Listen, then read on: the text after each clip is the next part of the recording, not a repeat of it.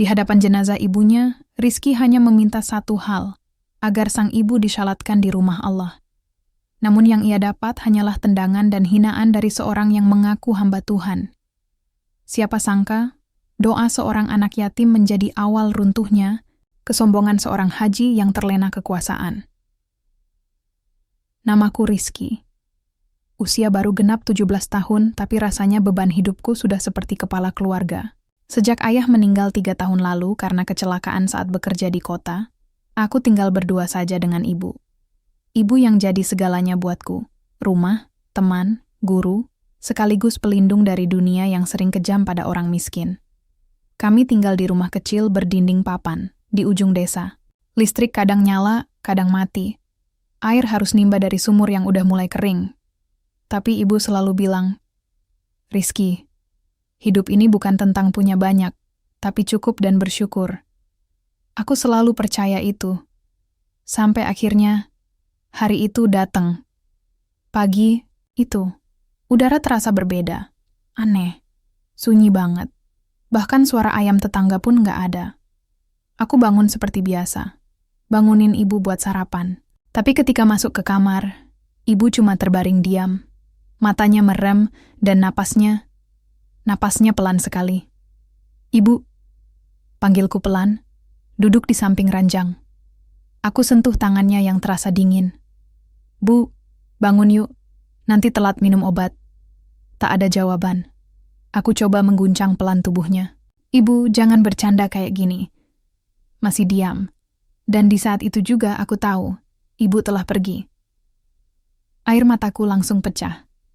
Tangan gemetar, dada sesak, pikiran kacau. Aku peluk tubuh ibu yang sudah dingin, berharap ini cuma mimpi. Tapi tubuh itu tak bergerak. Aku berteriak minta tolong. Tetangga mulai berdatangan. Bu Darmi, Bu Narti, Pak Warno. Mereka masuk ke rumah kami yang sempit. Dan semuanya langsung terdiam melihat wajah ibu. "Inna lillahi wa inna ilaihi roji'un," lirih Bu Darmi sambil menutup mulutnya. "Ibumu pergi dengan tenang, Nak," ucap Pak Warno sambil menepuk pundakku. Aku hanya bisa mengangguk pelan, air mata masih tak berhenti. Hari itu seperti mimpi buruk yang tak berujung. Jenazah ibu dibaringkan di ruang tengah. Para ibu-ibu mulai memandikan dan mengkafani. Aku hanya bisa melihat dari sudut ruangan, tubuhku lemas, pikiranku kosong. Yang tersisa hanya satu niat di hatiku. Aku ingin ibu disalatkan dengan layak. Maka, siang itu, aku putuskan membawa jenazah ibu ke mushola Pak Haji Gufron. Mushola itu besar dan bersih, berdiri megah di samping rumah Pak Haji. Kata orang-orang, Pak Haji Gufron adalah orang terpandang, dermawan, dan disegani. Tapi aku tahu, beliau juga pilih-pilih dalam urusan kemuliaan. Aku sempat ragu. Tapi tekadku lebih besar. Aku ingin ibu dimuliakan, walau aku anak miskin. Dengan bantuan 2 tetangga, jenazah ibu diangkat ke atas keranda, lalu kami berjalan, pelan menuju rumah Pak Haji. Jaraknya sekitar 500 meter dari rumahku. Jalan tanah itu panas dan berdebu, tapi aku tak peduli. Aku ingin ibu dapat perpisahan terbaik. Sesampainya di depan rumah Pak Haji, aku mengetuk pagar besi hitamnya. Seorang penjaga muncul dari dalam. "Ada apa?" tanyanya ketus. Saya Rizky, Bu. Anak Bu Marni. Ibu saya meninggal. Saya minta izin. Bolehkah jenazah beliau disolatkan di musola Pak Haji? Penjaga itu menatapku dari atas sampai bawah. Tatapannya seolah-olah mengatakan, "Anak miskin ini ngapain ke sini?" "Tunggu sini," ucapnya ketus. Ia masuk ke dalam, lalu tak lama kembali dengan wajah lebih ketat. "Pak Haji bilang, mushola ini bukan untuk umum, apalagi buat orang tak dikenal." Aku terdiam. "Tapi, ibu saya dulu sering ikut pengajian di sini." "Maaf, itu dulu. Sekarang nggak bisa." Hatiku remuk, tapi aku belum menyerah. Aku beranikan diri mendorong pagar sedikit dan berseru, "Pak Haji, tolong Pak. Ini untuk ibu saya." Tiba-tiba, Pak Haji Gufron muncul dari pintu rumah. Pakaiannya rapi, jubah putih bersih, surban melingkar di leher. Tapi wajahnya tidak menunjukkan belas kasihan. "Apa ini ribut-ribut di depan rumah saya?" tanyanya tajam. Saya Rizky, Pak. Anak Bu Marni. Ibu saya meninggal. Saya ingin jenazahnya disyalatkan di musholla Bapak. Pak Haji menatapku tajam. "Anak Bu Marni yang tinggal di gubuk reot itu?" Aku mengangguk pelan. "Maaf, Nak. Mushola ini bukan buat orang sembarangan. Tempat ini suci. Aku tidak ingin tempat ibadahku dipakai sembarangan. Pak, tolong, ibu saya..." Suaraku gemetar, hampir menangis lagi. Tapi sebelum sempat kujelaskan, lebih jauh Pak Haji menghampiriku, dan dengan kasar menendang kakiku hingga aku jatuh ke tanah. Keranda jenazah ibu pun ikut terguncang. Warga yang melihat langsung menahan napas. Aku terbaring di tanah, tak percaya dengan yang baru terjadi. "Kau pikir, karena ibumu sering ikut pengajian sini, kau bisa seenaknya bawa jenazah ke tempatku?" bentaknya. "Jangan bawa-bawa najis ke tempat suci ini." Hatiku hancur seketika. Tapi bukan karena sakit ditendang, tapi karena ibu yang paling aku cintai, dihina seperti itu. Aku bangkit pelan. Dengan air mata bercucuran, aku berdiri di depan Pak Haji. Kalau memang tidak mau, tak apa. Tapi saya bersaksi, hari ini langit dan bumi mendengar perlakuan Bapak. Dan saya, anak yatim, hanya bisa berdoa. Aku mengangkat tangan menghadap langit yang mulai mendung. "Ya Allah, kalau memang Engkau Maha Adil, tolong buktikan. Aku bukan siapa-siapa, tapi ibuku berhak dimuliakan. Kalau aku salah, hukum aku. Tapi kalau orang ini yang zalim, tunjukkan keadilan-Mu." Aku tahu doaku bukan doa orang hebat, tapi aku percaya. Doa anak yatim tak ada hijab antara dirinya dan Allah. Sejak hari itu aku merasa seperti kehilangan bukan hanya ibu, tapi juga harga diriku sendiri. Langkahku gontai meninggalkan rumah Pak Haji Gufron. Mata masih basah, napas berat, dan dada terasa sesak seperti dihantam batu besar.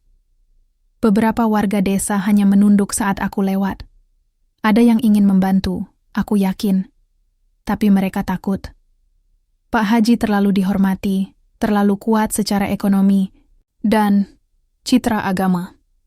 Aku berjalan membawa jenazah ibu dengan tangan gemetar, hanya ditemani Bu Darmi dan Pak Warno, dua orang tua yang sejak dulu baik padaku. Mereka tak banyak bicara, mungkin juga tak tahu harus bilang apa. "Kita ke lapangan belakang masjid lama saja." "Ya, Riz," kata Pak Warno pelan. Aku hanya mengangguk. Lapangan. Itu dulunya bekas tempat salat Idul Fitri di masa kecilku. Sebelum mushola Pak Haji dibangun megah dan mengambil alih perhatian warga. Kini lapangan itu ditumbuhi rumput liar dan ilalang tinggi. Tapi hari itu, tempat itu jadi saksi perpisahanku dengan ibu. Beberapa orang mulai berdatangan, sedikit demi sedikit. Mereka datang bukan karena pengumuman dari Toa, tapi karena berita cepat menyebar. "Pak Haji, tendang anak yatim yang mau nyolatin ibunya." Entah kenapa, kalimat itu seperti menyambar telingaku. Anak yatim. Kalimat yang menyakitkan tapi sekarang jadi kenyataan. Penyolatan sederhana pun dilakukan di bawah pohon rindang, tanpa karpet, tanpa pengeras suara, tanpa imam besar. Hanya seorang bapak tua yang memimpin salat, dan aku yang berdiri di belakangnya, menggenggam kain kafan. "Ibu," suasana hening, angin berembus pelan. Saat takbir pertama dikumandangkan, aku menahan air mata sekuat tenaga. Tapi di sujud terakhir, aku menyerah. Tangisku pecah. "Ibu, maaf, Rizky belum bisa bahagiakan ibu. Bahkan untuk tempat salat terakhir pun, Rizky nggak mampu kasih yang layak."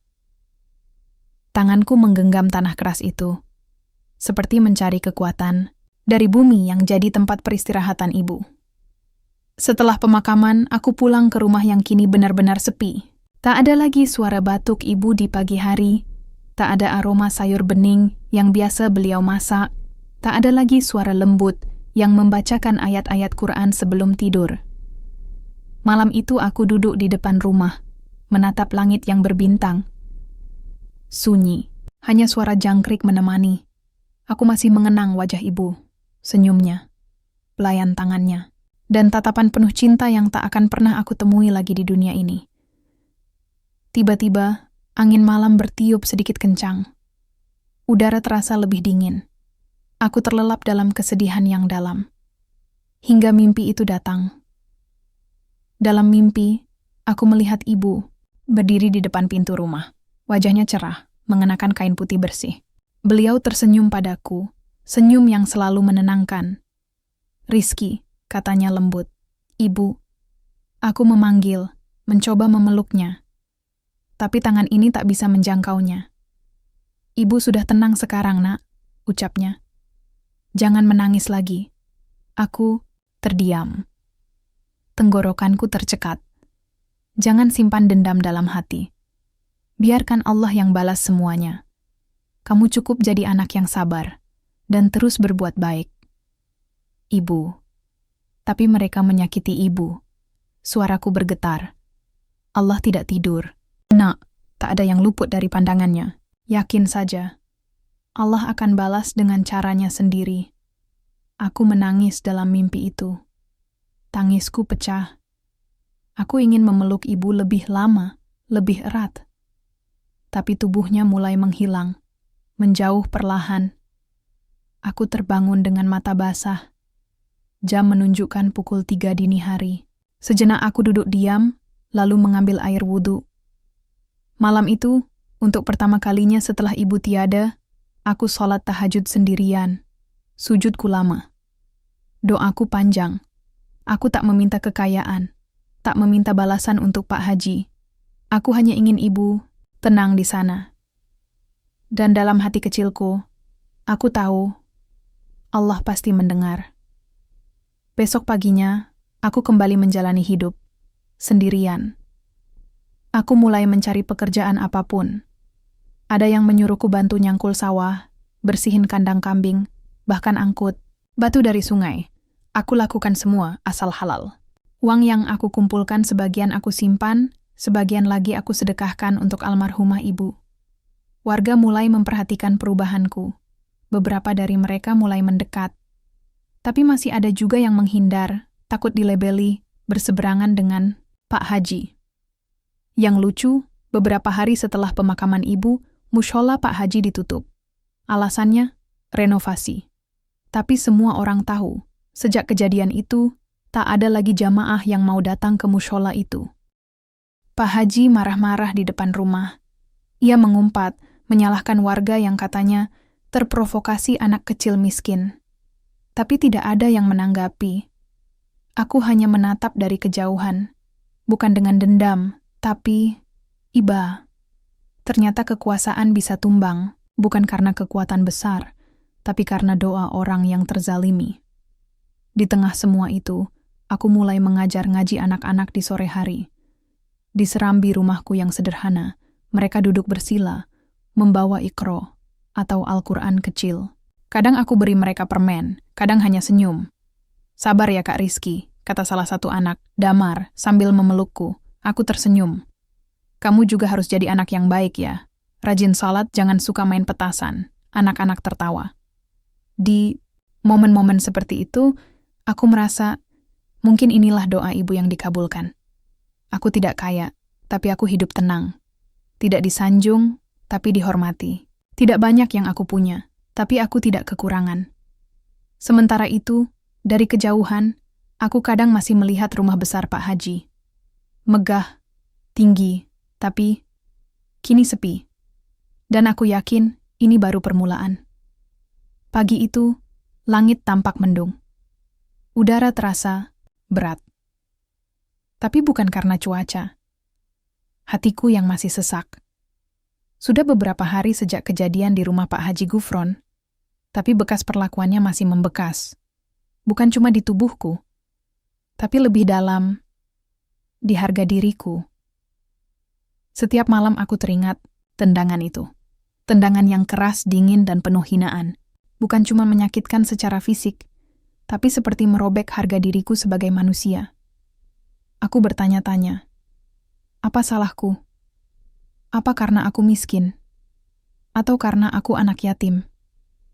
Bahkan setelah ibu wafat, aku masih harus menanggung rasa sakit yang tak kunjung usai. Tetangga-tetangga masih membicarakan kejadian itu. Diam-diam, gosip beredar dari warung ke warung, dari tukang sayur ke pengajian kecil ibu-ibu. Beberapa warga mulai membandingkan. Bagaimana mungkin seorang yang dikenal sebagai tokoh agama bisa bersikap seperti itu? Di depan kamera beliau lembut, murah senyum, tapi di balik pagar rumahnya begitu berbeda. Yang paling membuatku bingung, kenapa tidak ada satupun ustaz lain atau tokoh desa yang bersuara? Semuanya diam, seolah tertelan kekuasaan Pak Haji Gufron yang kaya raya dan punya relasi kemana-mana. Satu-satunya yang terus memberi semangat hanya Bu Darmi. "Rizky," katanya sambil mengantarkan sebungkus nasi uduk. "Allah sayang sama kamu. Jangan benci orang yang zolim, tapi kamu boleh doakan agar kebenaran terbuka." Aku mengangguk pelan. Meski jujur, kadang hatiku masih panas kalau teringat semua kejadian itu. Tapi pesan ibu terus terngiang, "Allah tidak tidur, nak." Hari-hariku berjalan lambat. Sepi. Aku bekerja di ladang milik Pak Warno, membersihkan rumput, menyiram tanaman, dan bantu panen jika waktunya tiba. Lumayan untuk beli beras dan sedikit lauk. Di sela-sela kerja, aku kadang melihat mushola Pak Haji dari kejauhan. Dulu, mushola itu ramai. Setiap maghrib, lampunya menyala terang, anak-anak mengaji, dan suara azan berkumandang dari speaker yang nyaring. Tapi sekarang, mushola itu seperti bangunan mati. Tak ada lagi yang datang. Pintu tertutup rapat, halamannya mulai ditumbuhi rumput liar, seolah semesta pun enggan menyentuh tempat itu. Pak Haji sendiri mulai jarang terlihat. Kabarnya, ia marah besar karena warga mulai menjauhinya. Bahkan jamaah Jumat pun sudah pindah ke masjid utama desa, meninggalkan mushola pribadi yang dulunya jadi simbol kemuliaannya. Lucunya, saat itu beredar kabar kalau Pak Haji menyuruh seseorang menyebarkan berita bahwa aku sengaja memfitnahnya. Katanya, aku cuma ingin cari sensasi, mencoreng nama baiknya, ingin minta belas kasihan agar dapat bantuan dari orang kaya. Astagfirullah. Sakitnya bukan main. Aku kehilangan ibu. Aku ditendang, dihina. Dan sekarang, difitnah. Tapi aku ingat janji pada ibu. Untuk tidak menyimpan dendam. Untuk berserah pada Allah.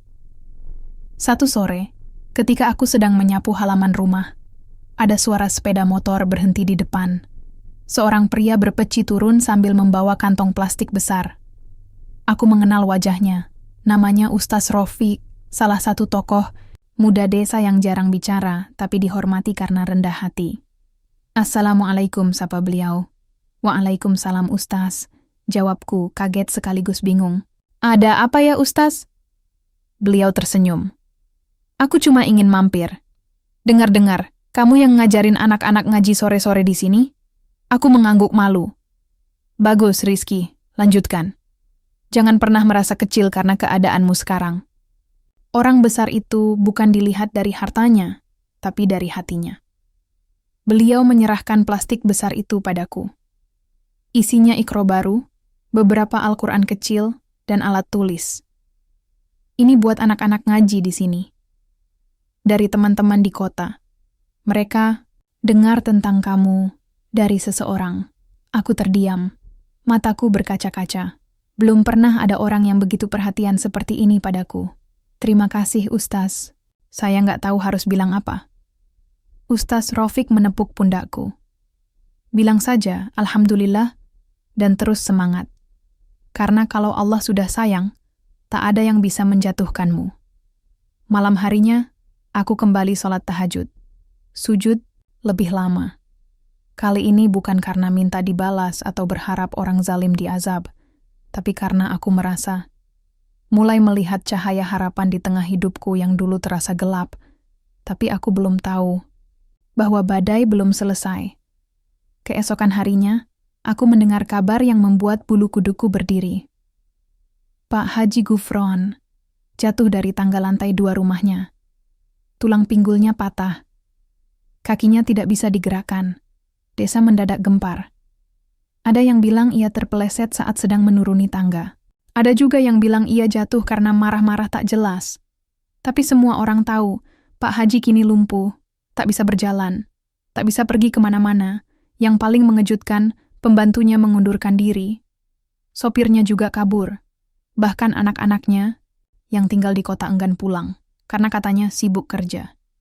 Rumah megah itu perlahan berubah menjadi istana kesepian. Dan untuk pertama kalinya, aku merasa kasihan pada orang yang pernah menyakitiku. Hari-hari berlalu dengan cepat, tapi luka di hatiku rasanya belum benar-benar sembuh. Meski aku mencoba menjalani semuanya dengan ikhlas, masih ada bagian dari diri ini yang terus bertanya, kenapa Allah membiarkan ini terjadi pada ibu? Pada aku? Namun seperti kata ibu dalam mimpi itu, Allah tidak tidur. Dan aku mulai menyadarinya perlahan, sejak berita itu datang. Pak Haji Gufron, tokoh agama yang dulunya begitu disegani, jatuh dari tangga di rumah mewahnya. Kabar itu tersebar dengan cepat, bahkan lebih cepat dari berita tentang aku yang ditendangnya waktu itu. Katanya, tulang pinggulnya retak cukup parah, tapi yang membuat semua orang heran adalah beliau tak bisa lagi menggerakkan kaki kirinya. Bahkan setelah dibawa ke rumah sakit dan diperiksa dokter terbaik di kota, hasilnya tetap sama. Pak Haji lumpuh dari pinggang ke bawah. Entah kenapa, sebagian warga mulai berbisik. Itu azab ya? Aku mendengarnya dari warung, dari anak-anak, di sore hari, bahkan dari ibu-ibu saat pengajian. Tapi aku memilih diam, aku tidak mau membalas. Tidak mau ikut menuding.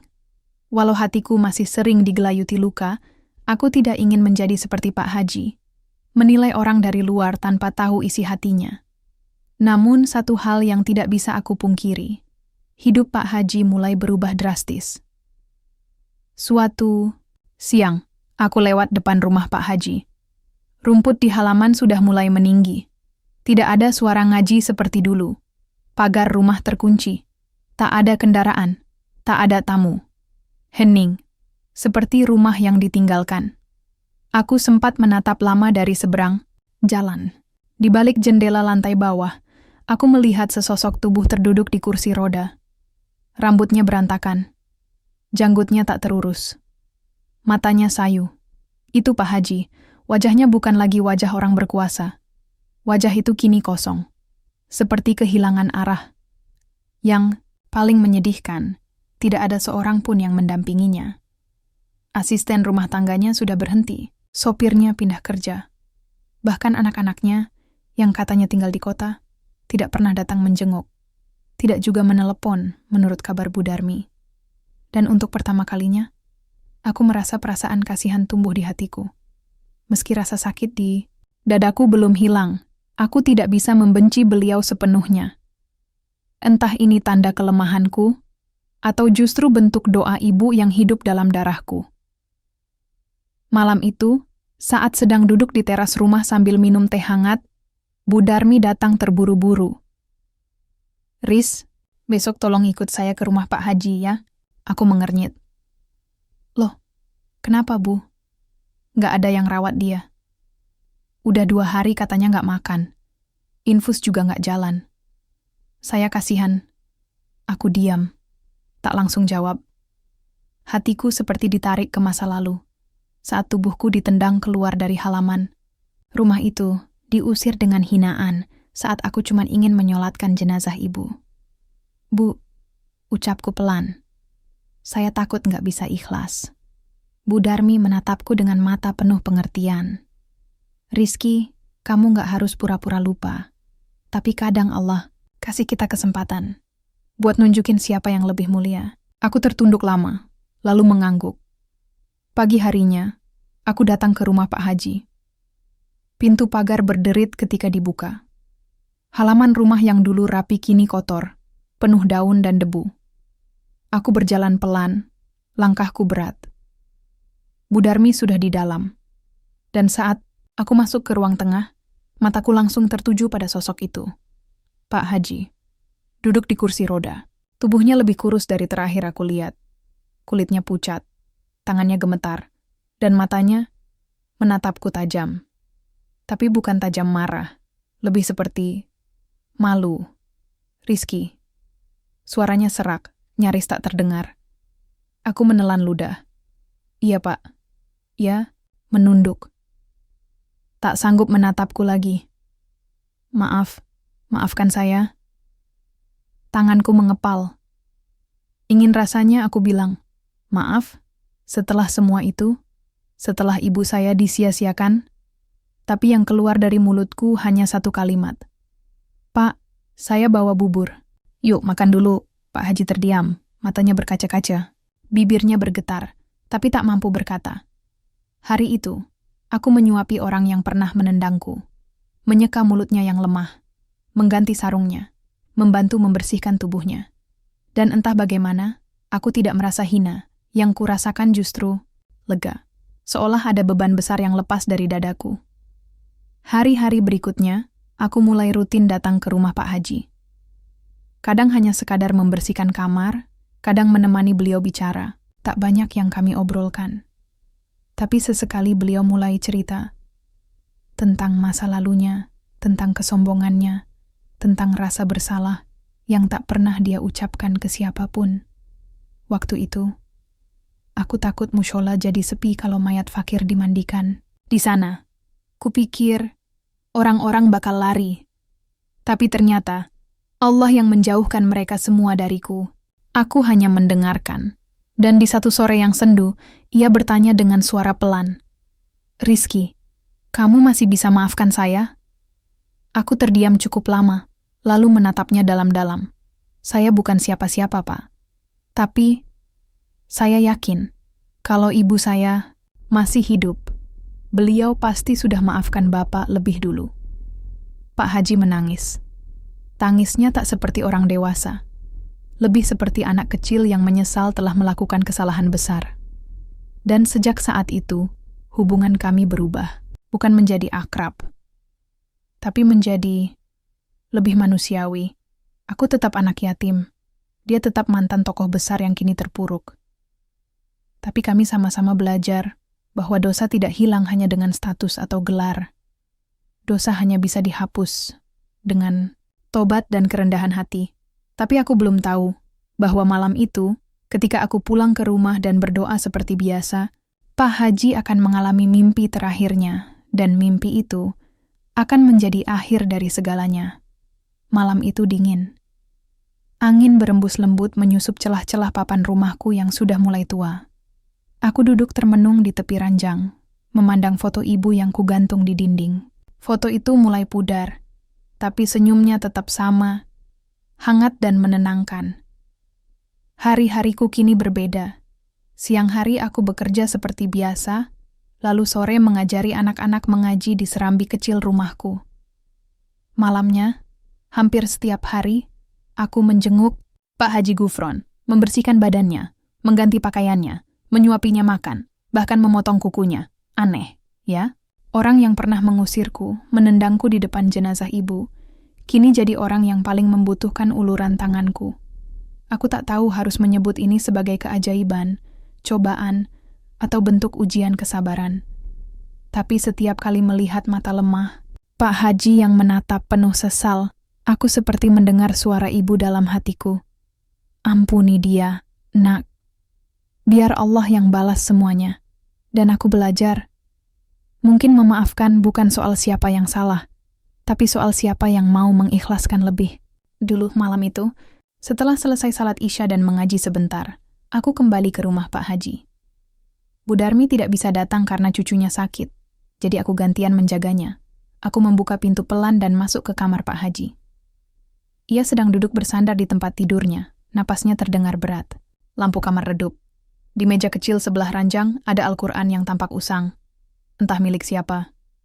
Assalamualaikum, Pak. Waalaikumsalam. Rizky, aku tersenyum, menghampiri. Sudah makan, Pak? Tanyaku. Pak Haji menggeleng pelan. Gak doyan, perut mual. Aku duduk di samping ranjangnya, menyentuh punggung tangannya yang dingin. Kepikiran apa lagi, Pak? Tanyaku hati-hati. Ia memejamkan mata.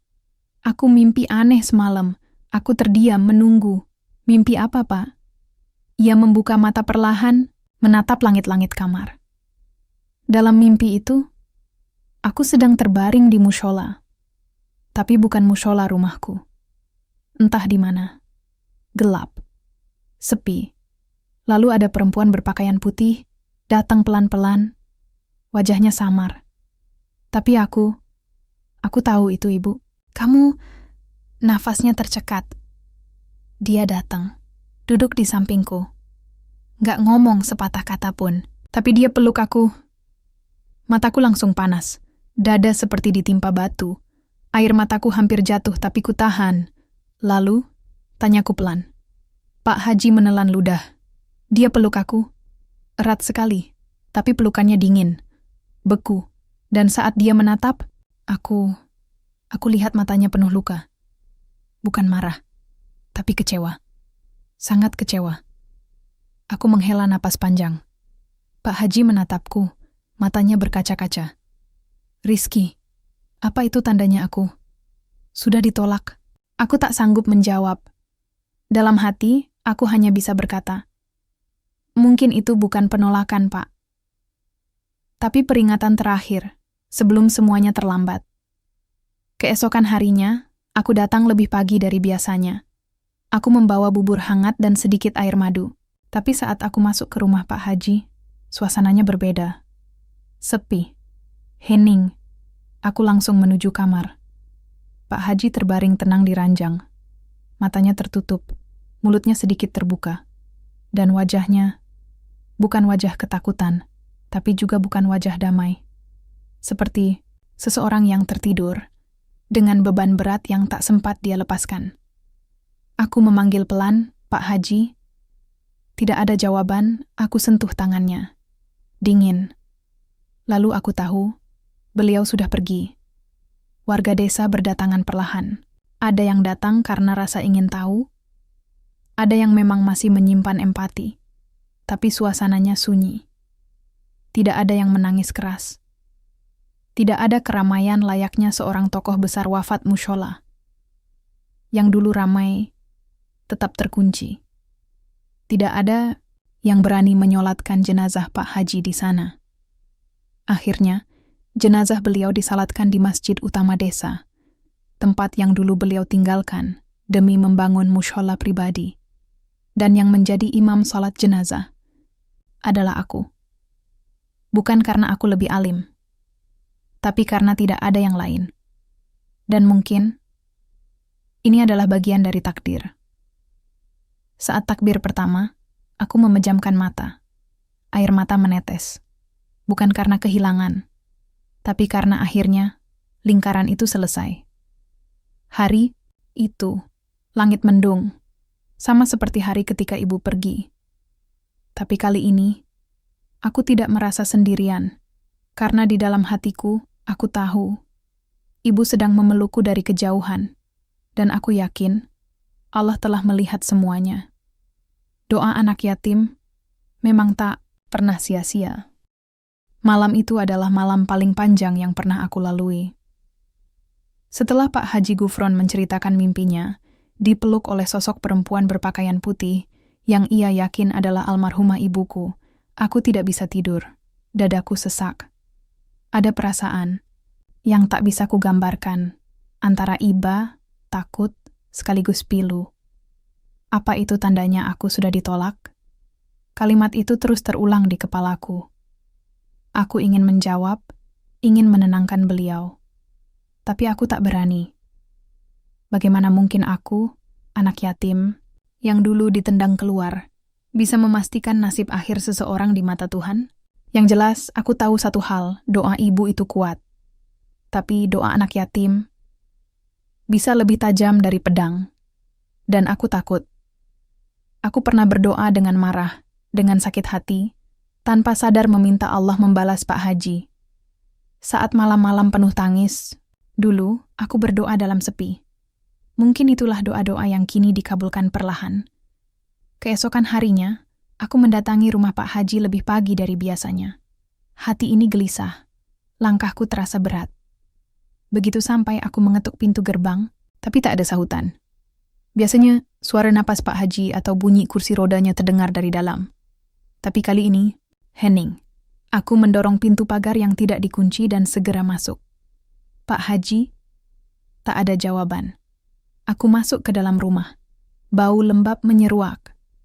Lampu masih menyala, tapi seluruh ruangan terasa dingin dan kosong. Aku membuka pintu kamarnya, perlahan, dan di sanalah beliau. Pak Haji Gufron tergeletak di lantai dekat tempat tidurnya. Tubuhnya gemetar, bibirnya membiru. Di sampingnya, termos air jatuh dan pecah, airnya membasahi lantai. Tampaknya beliau berusaha berdiri, mungkin hendak mengambil sesuatu, dan terjatuh. Pak Haji. Aku segera mengangkat tubuhnya dan membaringkannya kembali di tempat tidur. Tubuhnya dingin, pandangannya kosong. Astagfirullah, ya Allah. Aku panik, menggenggam tangannya erat. Pak, tahan ya. Saya panggil dokter. Saya panggil bantuan. Tapi sebelum aku berdiri, Pak Haji menggenggam tanganku erat. Matanya menatapku dalam-dalam. Jangan, Rizky, jangan tinggalkan aku. Tenang, Pak. Saya di sini. Saya nggak kemana-mana. Air mata beliau menetes. Rizky, tolong bilang. Ke ibu kamu, aku minta maaf. Aku menyesal. Aku mengangguk, menahan tangis. Sudah, Pak. Insya Allah, ibu saya sudah memaafkan. Lalu tiba-tiba, beliau menggigil. Tubuhnya bergetar, napasnya tersengal. Aku panik. Pak Haji! Aku berlari keluar, memanggil tetangga. Beberapa warga datang. Pak RT menyuruh memanggil bidan desa. Tapi semua terlambat. Detak jantungnya melemah. Suaranya menghilang. Matanya menatap kosong ke langit-langit. Pak Haji, Hari. Itu berita menyebar cepat. Tokoh besar desa, Pak Haji Gufron, jatuh sakit parah. Tapi tidak banyak yang datang. Beberapa warga datang hanya sebentar, lalu pulang. Mushola di rumahnya tetap kosong, tak ada yang menyentuhnya. Aku menjaga beliau 2 malam berturut-turut, bersama Bu Darmi dan Pak RT yang sesekali mampir. Dokter dari puskesmas datang memberi obat dan IV. Tapi kondisi beliau tak membaik. Matanya kadang terbuka, tapi pandangannya kosong. Hanya menggenggam tanganku kuat seolah takut aku pergi. Dan malam ketiga, semuanya berubah. Aku tertidur sebentar di kursi dekat ranjang, dan tiba-tiba terbangun karena mendengar suara lirih. Rizky. Aku mendekat. Pak Haji membuka matanya perlahan. Napasnya sangat lemah. Aku bermimpi lagi. Aku menatapnya dengan tegang. Mimpi apa, Pak? Dia datang lagi. Ibu kamu? Tapi kali ini, dia nggak peluk aku. Aku menahan napas. Dia berdiri, jauh, dan membelakangiku. Wajahnya nggak bisa kulihat, tapi tubuhnya perlahan, menjauh, hilang di kabut. Suaranya tersendat, air matanya menetes di pelipis. Aku panggil. Aku teriak, tapi dia nggak balik. Aku memejamkan mata, dan seluruh tubuhku merinding. Pak Haji gemetar, lalu menangis. Seperti anak kecil yang ketakutan. Aku mau tobat, Rizky. Tapi aku takut, pintunya udah ditutup. Aku tak tahu harus menjawab apa. Aku hanya bisa menggenggam, tangannya kuat-kuat. Dan malam itu, di pukul 3 dini hari, suara napas berat Pak Haji berhenti. Dokter yang datang beberapa jam kemudian mengkonfirmasi, Pak Haji Gufron meninggal dunia. Tapi yang mengejutkan bukan itu. Yang mengejutkan adalah, tak ada satupun anaknya datang. Tidak saat sakit. Tidak pula saat jenazahnya terbujur di ranjang.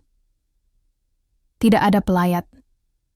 Tidak ada tetangga yang menawarkan musholla untuk menyolatkan jenazah beliau. Semua menolak secara halus. Beberapa bahkan terang-terangan berkata, saya tidak ikut campur, takut karma. Pak Haji, tokoh besar yang dulu disanjung, meninggal dalam sepi. Dan saat semua menolak menyolatkan jenazahnya, Pak RT akhirnya bertanya padaku, Rizky, kamu yang paling dekat akhir-akhir, ini, maukah kamu yang menyolatkan beliau? Aku terdiam lama.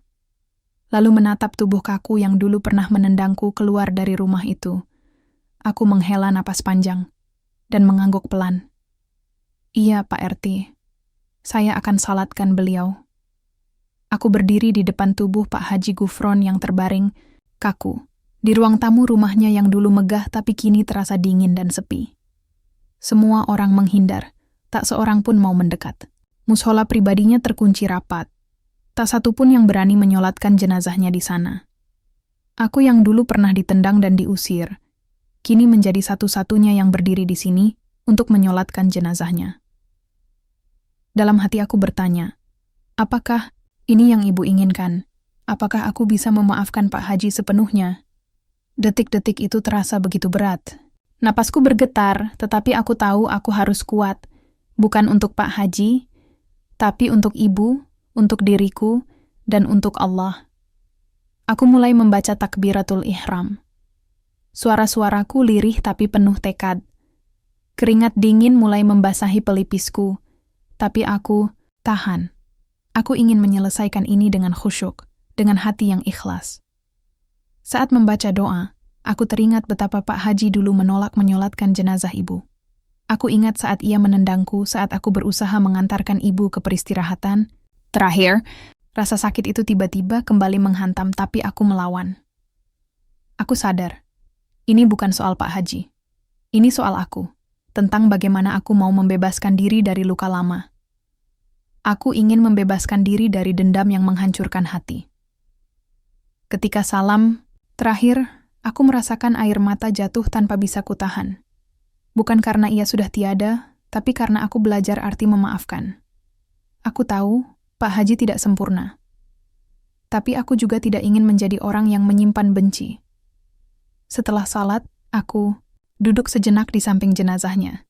Aku berdoa, bukan untuk balas dendam, tapi untuk ampunan dan rahmat-Nya. Ya Allah, ampunilah dia walaupun ia pernah menyakiti kami. Berikanlah ia tempat terbaik di sisi-Mu. Hari-hari setelah pemakaman, desa mulai berbisik-bisik. Beberapa orang mulai menyadari bahwa ada sesuatu yang ganjil terjadi pada keluarga Pak Haji sebelum kematiannya. Rahasia yang selama ini tersembunyi mulai muncul ke permukaan. Tapi aku tidak ingin terlalu ikut campur. Aku hanya ingin fokus menjalani hidup dan berdoa untuk kedamaian semua pihak. Namun, yang paling penting bagiku adalah pelajaran yang aku dapat dari semua ini, bahwa kekuasaan duniawi, harta, dan status tidak berarti apa-apa ketika hati kita jauh dari Allah. Dan doa anak yatim memang punya kekuatan luar biasa. Setelah pemakaman Pak Haji, suasana desa berubah. Orang-orang mulai berbicara, tapi bukan soal duka, melainkan rahasia yang selama ini tersembunyi rapat di balik tembok rumah megah Pak Haji. Suatu sore, aku duduk di serambi rumahku ketika Pak RT datang dengan wajah serius. Rizky, aku ingin cerita sesuatu yang mungkin kamu belum tahu, katanya. Aku menatapnya, penasaran. Ternyata, Pak Haji selama ini menyimpan banyak masalah yang tak pernah dia ungkapkan ke orang lain. Bisnisnya banyak yang bangkrut, hutang menumpuk, dan ada isu lain yang lebih berat. Aku terkejut, tapi tetap mendengarkan. Ada tuduhan keras dari beberapa warga tentang tindakan tidak terpuji yang dilakukan Pak Haji. Dia pernah memanfaatkan posisinya untuk menekan orang-orang kecil. Bahkan, ada yang mengatakan dia pernah menipu dan mengambil hak mereka. Hatiku sesak, aku teringat bagaimana Pak Haji dulu sombong dan kasar pada kami. Tapi aku tidak pernah menyangka seburuk itu. Tapi, lanjut Pak RT, yang paling membuat warga kehilangan respek adalah sikapnya yang menolak menyolatkan jenazah ibu kamu di musholanya sendiri. Itu dianggap penghinaan besar. Aku mengangguk.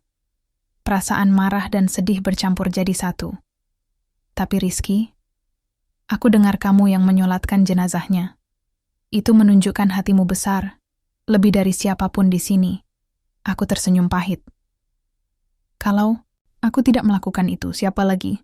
Mereka semua takut dengan nama besar Pak Haji. Tapi aku cuma anak yatim yang ingin membuktikan bahwa kebaikan tetap bisa menang. Pak RT mengangguk, lalu berdiri pamit. Sore itu aku termenung lama. Semua yang terjadi adalah pelajaran, bahwa manusia bisa berubah, tapi tidak selalu ada kesempatan. Kedua, bahwa penyesalan datang seringkali terlambat. Dan yang paling penting, aku belajar bahwa Tuhan itu Maha Adil. Malam harinya aku bermimpi. Aku bertemu dengan ibu yang tersenyum lembut dan memelukku erat. Tuhan mendengar doa anak yatim. Nak, jangan pernah berhenti berdoa dan berbuat baik. Aku terbangun dengan hati tenang. Meskipun kisah Pak Haji berakhir tragis, aku tahu perjalanan hidupku masih panjang. Setelah kejadian-kejadian yang berat itu, hidupku mulai berubah secara perlahan. Aku merasa seperti ada beban besar yang terangkat dari pundakku. Doa-doa yang dulu sering aku panjatkan di malam-malam sunyi, kini terasa semakin dekat dengan jawabannya. Masyarakat mulai melihatku dengan mata yang berbeda. Mereka tak lagi memandangku hanya sebagai anak yatim yang malang, tapi juga sebagai sosok yang penuh ketulusan dan kekuatan hati. Kadang, beberapa tetangga menghampiri, meminta nasihat, atau sekadar berbincang. Aku pun belajar bahwa kasih sayang dan maaf mampu mengubah segalanya. Meski luka lama masih ada, aku memilih untuk terus melangkah maju, menatap masa depan dengan harapan. Suatu hari, ketika aku sedang membantu membersihkan mushola desa, aku melihat seseorang berdiri di dekat pintu. Ternyata, itu Pak RT. Rizky, aku mau bilang terima kasih. Katanya dengan senyum tulus. Kamu sudah mengajarkan kami arti sebenarnya dari keikhlasan dan kesabaran. Aku tersenyum malu. Saya cuma melakukan yang saya bisa, Pak. Semua ini karena doa dan kasih sayang ibu saya. Pak RT mengangguk. Insya Allah, kebaikanmu akan terus membawa berkah. Tapi bukan hanya itu yang berubah. Di dalam hati kecilku, aku juga mulai merasakan kedamaian yang selama ini kurindukan. Mimpi buruk tentang masa lalu mulai berkurang. Aku semakin yakin bahwa doa anak yatim benar-benar punya kekuatan besar. Sementara itu, aku juga sadar bahwa hidup tak selalu mudah. Masih ada tantangan yang harus kuhadapi. Tapi kini aku siap, karena aku tahu, aku tidak sendiri. Suatu malam, aku duduk di serambi rumah sambil menatap langit bertabur bintang. Aku berbisik pelan. Terima kasih, Bu, atas segala cinta dan doamu. Aku janji akan terus berjuang, menjadi orang baik, dan meneruskan kebaikan yang Ibu tanamkan. Bintang-bintang seolah menjawab dengan kilau yang lebih terang malam itu. Dan aku percaya, doa-doa itu akan selalu menjadi pelindungku. Hari-hari berlalu dengan damai, meski bekas luka masa lalu masih terasa samar di hatiku. Aku tahu, perjalanan hidup ini bukan soal membalas, tapi tentang melangkah maju dengan hati yang lapang. Mengenang kembali sosok Pak Haji Gufron, aku belajar satu hal. Manusia sering terperangkap dalam kesombongan, dan lupa bahwa semua yang kita miliki hanyalah titipan dari Allah. Ketika ia menolak menyolatkan jenazah ibu, aku dulu merasa sangat terluka. Tapi sekarang aku paham bahwa sikapnya adalah cermin dari ketakutan dan penyesalan yang terpendam. Di akhir hidupnya, azab yang datang bukan hanya dari luar, tapi dari hati yang kosong dan penuh penyesalan. Dan aku, yang dulu pernah ia hina, justru menjadi tempatnya mencari ampunan. Kini aku berdiri di sini, bukan hanya sebagai anak yatim yang pernah terluka, tapi sebagai pribadi yang kuat dan penuh kasih. Aku mengerti bahwa doa anak yatim bukan sekadar kata-kata, tapi sebuah kekuatan yang bisa merubah jalan hidup seseorang. Doa itu adalah harapan, ampunan, dan cahaya di tengah gelap. Aku menutup cerita ini dengan sebuah harapan. Semoga kita semua bisa belajar dari kisah Pak Haji dan aku. Jangan pernah meremehkan orang lain, apalagi yang sedang dalam kesulitan. Jangan biarkan kesombongan menghalangi hati untuk membuka pintu maaf dan cinta. Karena pada akhirnya, kebaikan yang tuluslah yang akan mengantarkan kita pada kedamaian sejati. Terima kasih sudah mengikuti cerita ini sampai akhir. Semoga kisah ini menginspirasi kita semua untuk lebih peduli dan rendah hati.